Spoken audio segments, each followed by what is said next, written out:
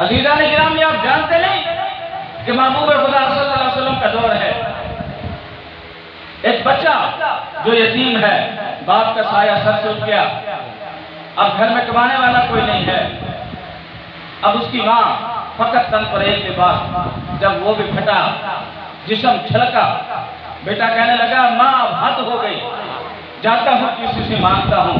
ماں نے کہا بیٹا کسی سے کیا مانگو گے، کوئی کچھ نہیں دے گا، احساس ختم ہو گیا۔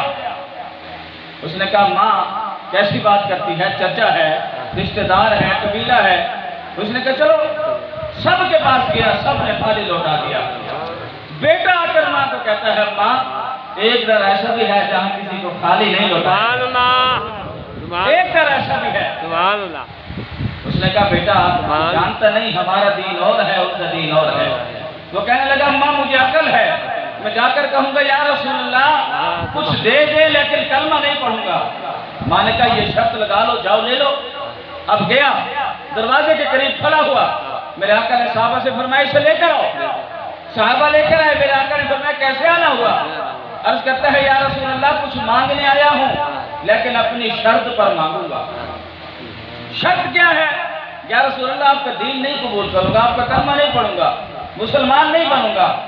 اب بتائیں کون ہے آپ میں سے جو آپ کے پاس کوئی آئے اور آ کر اپنی شرطوں پر آپ سے کچھ مانگے؟ لیکن میرے آقا کا ظرف دیکھیں، میرے آقا کا حسن کمال دیکھیں، میرے آقا کی شانیں دیکھیں، عظمتیں دیکھیں۔ میرے آقا نے فرمایا تیری ساری شرطیں منظور، تو یہ بتلا تیری حاجت کیا ہے؟ تیری حاجت کیا ہے؟ قرآن پاک کی میں تفسیر عرض کرنا چاہوں گا کہ ایک نبی کے صحابی، ان کے پاس ان کے رشتہ دار بیوہ عورت مانگنے کے لیے آئی، انہوں نے فرمایا ایک شرط پر دوں گی، شرط یہ ہے کہ تمہیں کلمہ پڑھنا ہوگا۔ رب نے قرآن کی آیت نازل فرما دی، رب نے فرمایا جو کلمہ پڑھے وہ دل سے پڑھے، تم دو تو رب کی رضا کے لیے دو، کسی کو پابند کر کے نہ دو، کسی کو پابند نہ کرو، زبردستی کا کلمہ کسی کو نہ پڑھاؤ، اپنا کردار ایسا بناؤ کہ تمہارے کردار کو دیکھ کر غیر مسلم کلمہ پڑھنے پر مجبور ہو جائے۔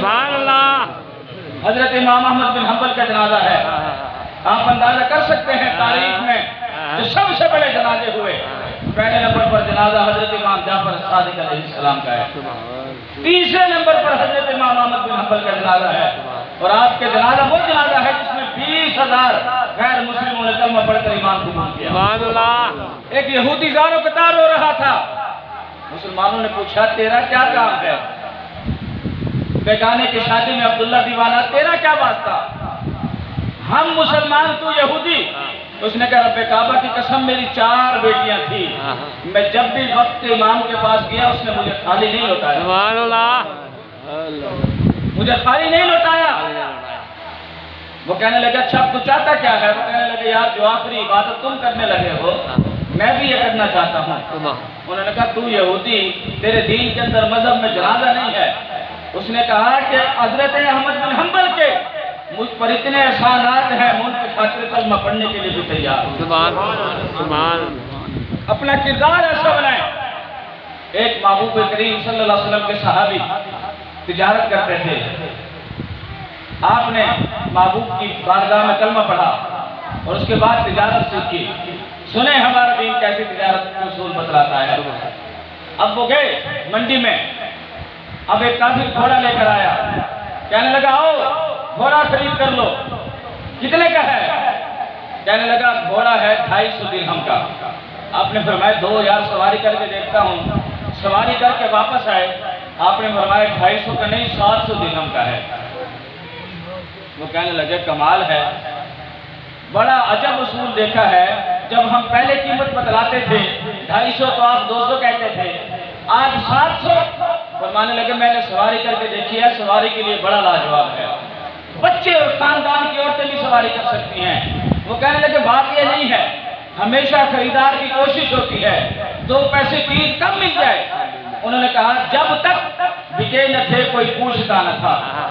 یا رسول اللہ آپ نے خرید کر انمول کر دیا، جب تک بارگاہ مصطفیٰ نہ گئے تھے لوٹ بھی لیتے تھے، کما بھی لیتے تھے۔ اب بارگاہ مصطفیٰ سے سلیقہ سیکھا ہے، کاروبار بھی کرنا ہے، صدقہ بھی نہیں دینا. سبحان اللہ، سبحان کہنے اللہ. لگے